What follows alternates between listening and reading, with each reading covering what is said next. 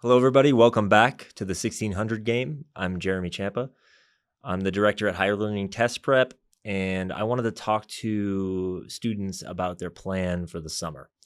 So I want to talk to each of a number of groups here. I'm going to talk about two groups of seniors and two groups of juniors and how they should make this summer count in terms of their ambitions moving forward. So first, let's talk about our seniors. There's two different groups I want to address. The first is the group of seniors who are still looking for a score on the SAT that will knock down the door and get them into the college of their dreams. So your task this summer is hard, but it is simple. There's a difference between simple and easy. And this task is certainly not easy, but it is simple. Your task is to make the most of each and every week this summer so that when school kicks back in the fall, you've done everything you can to open up doors for yourself. And indeed, if possible, not just open the doors, but kick them down. So how do you do that? You need a serious, rigorous, consistent study plan this summer, and I'm going to lay that out for you. So there are levels to these games. If you need 60 points, 70 points, something like that, that's one level. If you need to get 100 points, that's a second level. And if you're looking at 200 points, you shouldn't give up. You should dig in and work harder, and that would be a third level. So I'll tell you what we're doing this summer, which I think is basically the most exciting version of the work that I've been doing for years and years, and how that work intersects with those three levels. If you're looking to get 50 or 60 points, you should not discount the amount of work you're going to have to do to make that happen. But consistency is much, much more important than some Herculean effort for a few weeks. So if you think about the summer as, give or take 12 weeks, right? If you think June, July, and August, there's a late August SAT. There's also a test, I believe, in September, and there's definitely October, November, December. If you're a senior, early admission, early action, early decision, these are opportunities for you to have your best shot at a great university. A reach school is a little bit easier to get into if you commit to it early in the process. So to make the most of this summer, you're going to want to take that test in, August or September. And in order to do that, you've got to think about the next, like I said, about 12, maybe 16 weeks of preparation if you're hearing this message here in early to mid-May. So how do you do that? Well, there are 8 official practice tests, and you're going to use all of them. You're going to need to study for those tests, do the real thing. The real test is the best tool that you have to get ready. If you're running a marathon, sometimes you got to run long distance, right? That doesn't mean you only run 26.2 miles or that you run 26.2 miles every day, but it does mean if you have 12 to 16 weeks to prepare, then a 2-hour full-length practice test is a good move. And if you have accommodations and it's a 3-hour test, if you have time and a half, you need to practice what it's like to sit down for 3 hours and take a test. So these are, the most obvious straight down the middle thing that you need to do. But you probably know that you need to take practice tests. So what else do you need to do? Well, first of all, you need to take the first practice test you have and use it to diagnose your difficulties. Diagnose the things standing between you and the score you want. So how do you do that? Well, the score reports that you get from the College Board are intentionally vague. What you need is much more granularity, much more specificity about the things that you're getting wrong, and then you need to attack those weaknesses in a systematic way. So this is where the program that I've designed, I think, really shines. We have an app called the 1600 Game. It's the best way for you to prepare for the test. The way you do it is basically we've broken down the questions into a series of categories and subcategories, and we're going to teach you the games that you need to play in each of these subcategories. That's why it's called the 1600 game, because the SAT is a game, and therefore the best way to study for it is to think about it as a series of small tasks that have specific parameters, not just the type of question you're working on, but the way that question has been written, the way that questions tend to follow patterns, the way that answer choices tend to follow patterns. So you should use the 1600 game. We have an AI system built on hours and hours of my tutoring that I built with a former naval intelligence officer who was brilliant, computer science major, brilliant guy. The way the system works is you're going to upload your score report, upload all the questions you get wrong to the mastermind AI, and then it's going to create a study plan for you. You can just simply follow that study plan. As you make mistakes, those mistakes get turned into so-called quests. So if you make a mistake, the app sees that you've made a mistake, and the next time you're on the app, it recommends that you take a small practice session based entirely on that one type of question, right? So this is the way you get granular about the types of questions you're getting wrong and the ways in which you fix those mistakes. So you should take a test every couple of weeks, and then after each test, you should use these tools that I have just laid out to practice the categories, subcategories that you need to get better at. Not just doing more questions, but doing those questions in the context of understanding specific strategies and the specific architecture of those questions, okay? So if you're looking to get 50, 60, even 70 points, this is all you have to do. You have to do it all the time, but that's all you have to do. If you feel like working on your own sounds difficult, know yourself. If you know that you won't do that without support, then you should think about this next level up. Even if you're only looking for 50, 60, 70 points, you should be thinking about this next level above and beyond the app. And that program is called Mastery. And Mastery is everything I've mentioned in the app, questions designed by yours truly with 20 years experience, exacting levels of diagnostic tools and exacting details in the development of questions, games that help you understand the test more particularly. But the next level up with Mastery includes live streams where you're going to be with me and my team of tutors 5 nights a week.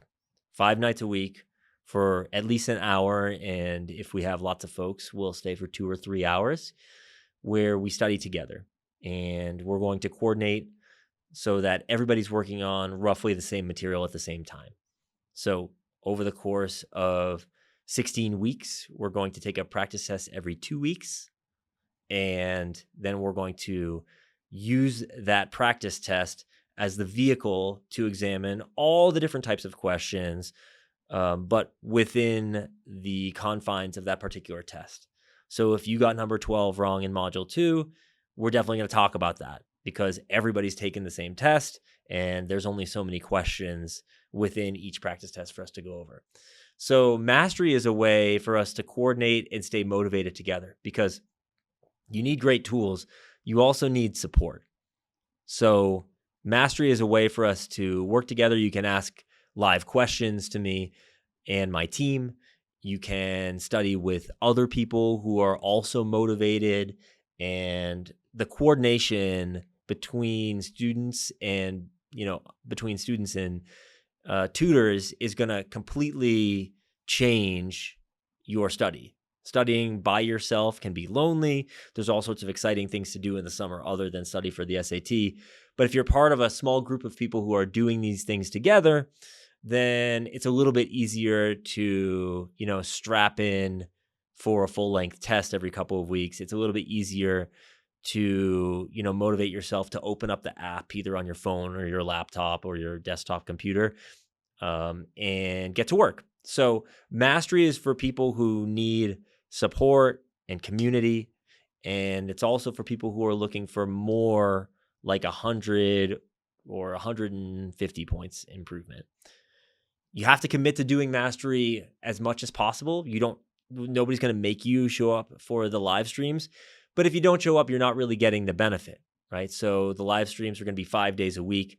The amount of support you could get if you showed up to 3 nights a week of mastery, along with, following along with the course in the 1600 game, would be incredibly robust. Ask as many questions as you want, study rigorously. That level of support is astounding.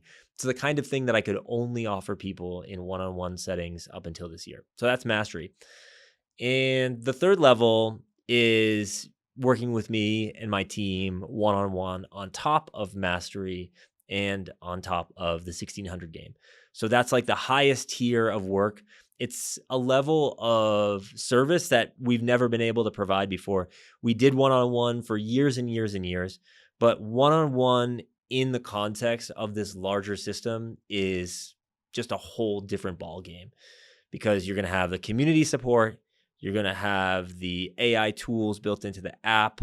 You're going to have this robust set of questions and games and strategies, and everything's going to be way more organized. When you work with people one-on-one, you're able to provide people with, a lot of personal support, a lot of bespoke instruction, but you're not able to provide somebody with community and with real structure. So the system that we've designed that works at the level of just the app, or app plus the live streams as part of the mastery program, those things complement one-on-one at a level that I'm just super excited to do this summer. So if you're looking for 250 points improvement, you should be doing all of this stuff.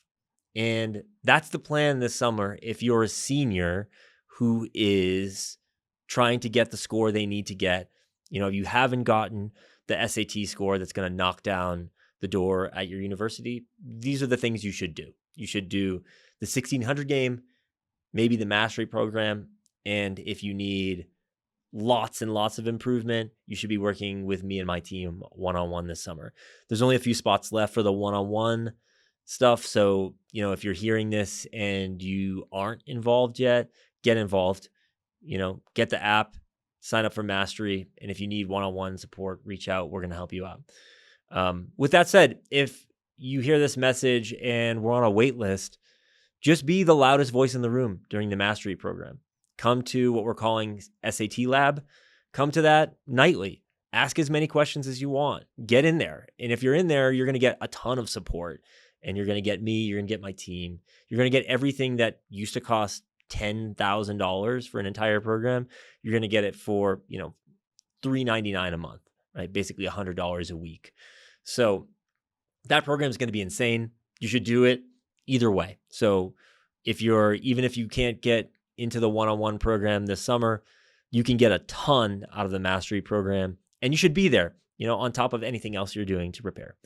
So that's my message to seniors who need to get their SAT score up. The next group I want to talk about is seniors who already have their score. What should you be doing this summer? The truth is, a lot of seniors right before their senior year, they're working on their personal statements. They've got their GPAs pretty much locked. There's, maybe their grades from the fall of their senior year might show up on their transcripts when schools are looking at them, but maybe not. And a lot of these folks feel like their work is done. But even if you've completed your test, and even if your personal statement is coming along nicely, this is really when the work begins. What this means is your application is roughly complete. There's not a lot you're going to do this summer before your senior year to polish up your app, or at least maybe you could polish it, but you can't, dramatically change how you look on paper. But you can get serious about what you're trying to do with your life. I mean, way too many people go into the freshman year of college and they feel like they've arrived, right? They feel like they've, the game has been played and they've made it. But go talk to somebody who's 23 years old and see how they think about an 18-year-old who feels like, everything's done. Too many people say, well, I'll figure it out while I'm in school. I'm not telling you that you should know what your profession is going to be when you're 19 years old.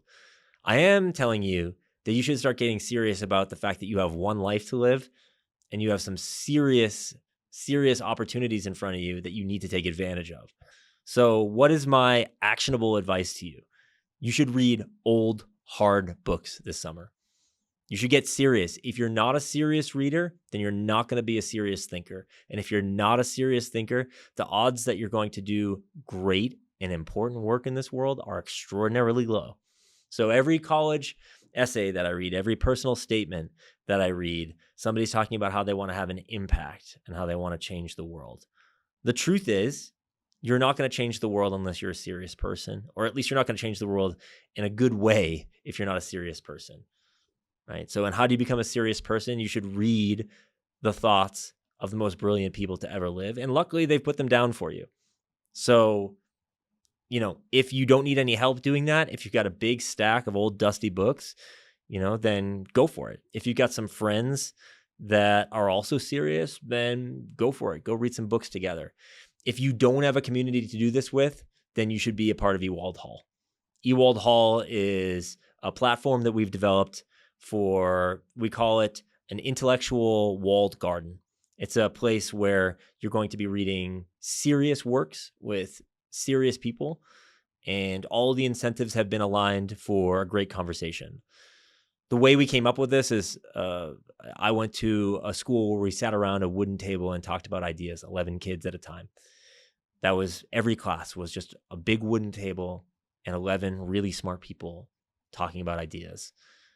My best friend from that school and I developed the best digital version of that experience.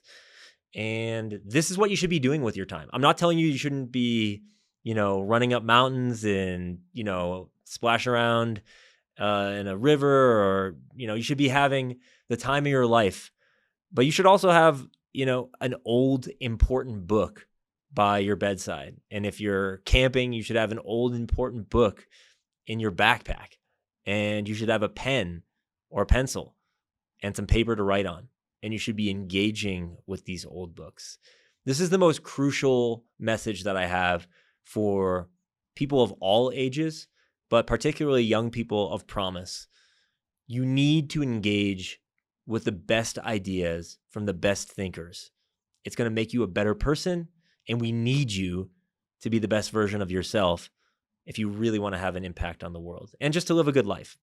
So if you want some recommendations about who you should read, then reach out to me. I'll just say that if it's an old book that's lasted a long time, it's worthy of your attention. So, my favorites, I'll just list off some folks that have made a huge impact on me that I remember reading when I was 17, 18 years old that really made a difference to me. Ralph Waldo Emerson, Henry David Thoreau, Lao Tzu, Confucius.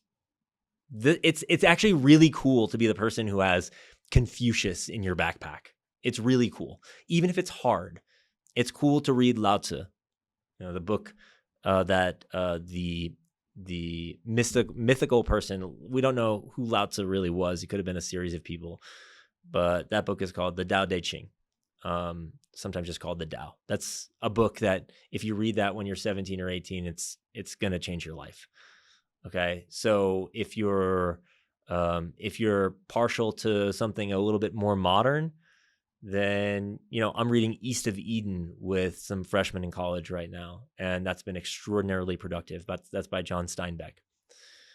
Henry David Thoreau, I mentioned, wrote Walden. He also wrote a great essay called Walking. I love that essay. You should read that. Obviously, Emerson's most famous piece is Self-Reliance. I read that every year on my birthday. So maybe you could join me for that. That's going to be in August. Some other folks that are worthy of your attention as a reader, you should read the Russians, Dostoevsky and Tolstoy. Basically, if it sounds impressive, the reason it sounds impressive is because it's important. It's lasted a long time. Go read something like that. Be pretentious. If it feels pretentious, don't let anybody tell you that you're not ready for it. Don't let anybody make you feel badly about the fact that you're reaching for something greater. Reach for something great. Read something important. Read something hard. There's 1,000 things that you could read that I haven't mentioned, but just a few other important works you could read. Nicomachean Ethics by Aristotle. I just worked through that with a group, as part of a group, and I learned so much trying so hard to understand Aristotle. I heard it said that Aristotle, the ideas are simple, but the language is really hard, whereas Plato's ideas are complicated, but sometimes it's easier to read. Those are good folks to read. I'm going to read you one piece from a much more modern writer, Joan Didion. She's fantastic. She was writing, in the mid to late 20th century. And this is from 1961. It's a little excerpt on self-respect. Okay. And it's a 4-page essay. I'm not going to read the whole thing to you, but as you're thinking about getting into university, this essay is pertinent. Basically, the essay starts with her not getting into, I think, Phi Beta Kappa, and realizing that she was kind of crushed by it, even though she knew it shouldn't be a big deal. The essay is easy to find. It's on the internet, but I'm just going to read you one excerpt on self-respect. So she says, self-respect is a question of recognizing that anything worth having has its price. People who respect themselves are willing to accept the risk that things will be hostile, that the venture will go bankrupt, that the liaison may not turn out to be one in which every day is a holiday because you're married to me. They are willing to invest in something of themselves. They may not play at all, but when they do play, they know the odds. That kind of self-respect, Didion says, is a discipline, a habit of mind that can never be faked, but can be developed, trained, and coaxed forth. It was once suggested to me, Didion says, that as an antidote to crying, I put my head in a paper bag. As it happens, there's a sound physiological reason, something to do with oxygen, for doing exactly that, but the physiological effect alone is incalculable. It is difficult in the extreme to continue fancying oneself Kathy in Wuthering Heights with one's head in a food fair bag. If you don't know Wuthering Heights, basically she's saying it's difficult to think of yourself as the center of some big dramatic moment when you've got a paper bag over your head. There's a similar case, Didion says, for all the small disciplines, unimportant in themselves. Imagine maintaining any kind of a swoon, commiserative or carnal, in a cold shower. If this is difficult reading for you, I feel you. Keep going. I'm going to read one more paragraph. But those small disciplines are valuable only insofar as they represent larger ones. To say that Waterloo was won on the playing fields of Eton is not to say that Napoleon might have been saved by a crash program in cricket. To give formal dinners in the rainforest would be pointless did not the candlelight flickering on the liana call forth deeper, stronger disciplines, values instilled long before. It is a kind of ritual, helping us to remember who and what we are. In order to remember it, one must have known it. To have that sense of one's intrinsic worth, which constitutes self-respect, is potentially to have everything. The ability to discriminate, to love and to remain indifferent. To lack self-respect is to be locked within oneself, paradoxically incapable of either love or indifference. If we do not respect ourselves, we are on the one hand forced to despise those who have so few resources as to consort with us, so little perception as to remain blind to our fatal weaknesses. On the other, we are peculiarly in thrall to everyone we see, curiously determined to live out, since our self-image is so untenable, their false notions of us. We flatter ourselves by thinking this compulsion to please others an attractive trait, a gist for imaginative empathy, evidence of our willingness to give. At the mercy of those we cannot but hold in contempt, we play roles doomed to failure before they are begun, each defeat generating fresh despair at the urgency of divining and meeting the next demand made upon us. I want you to think about all the demands made upon you as you enter your senior year of high school. You've already taken care of so many of them. If you've already got your grades in order, if your SAT is in order, you need to think about what it's going to take to have self-respect. And as Didion says, self-respect is to, I'll quote her exactly. She says, self-respect is a discipline and a habit of mind that can never be faked, but can be developed, trained, and coaxed forth. So what I'm asking or inviting you to do this summer, if you're a senior and you've already taken care of business in terms of your application on paper, is to cultivate the ability to do hard things. And if you're going to college, one of the hard things you need to be able to do is to reckon with the biggest, deepest, most serious ideas that humanity has ever put to paper. So read hard things, read hard books. And if you need help with that, we've got a whole thing going on over at Ewald Hall, and you can join us. Okay, so now I want to address two groups of juniors. Juniors, if you're rising, if you're becoming a junior in the fall, so you're a sophomore this spring and you're rising to be a junior, there are two groups of you. For one group of you, those of you aiming at the top 5%, if you're really aiming at like a stellar score, if you're looking at schools for which you need a 1450 on the SAT, or a 1500 or a 1550 or even a 1590 or a 1600, if you're of that group, then you should be studying for the SAT this summer. Not because you're going to study for an entire year, but because you're going to take the SAT the fall of your junior year. The reason you're going to do that is that most of you are going to be made to take the PSAT in your junior fall, and that is an opportunity that too many people miss. If you aim at a top score for university, you should be aiming at a top score on the PSAT. And the reason that matters is with a top score, national merit qualifying score, then you're going to get some scholarships, and at test blind institutions like the University of California, you're going to be able to signal your ability as a test taker. Believe it or not, test blind schools would still love to see that you're a great test taker, because actually it's the best indicator they have that you'll be successful at the college level. It's not a great indicator, but it's better than all the other indicators. It's the best of the bad indicators. So it's better than your grades, it's better than your essays, it's better than your recommendations or your extracurriculars at predicting if you're going to be a great student. So a test blind school cannot look at your test scores, but they can see that you're a national merit qualifier. And if you're a national merit qualifier, in order to become a qualifier, you need a score in the top 2%, 2 to 3% of your statewide test takers. So there's a small number of people who get that.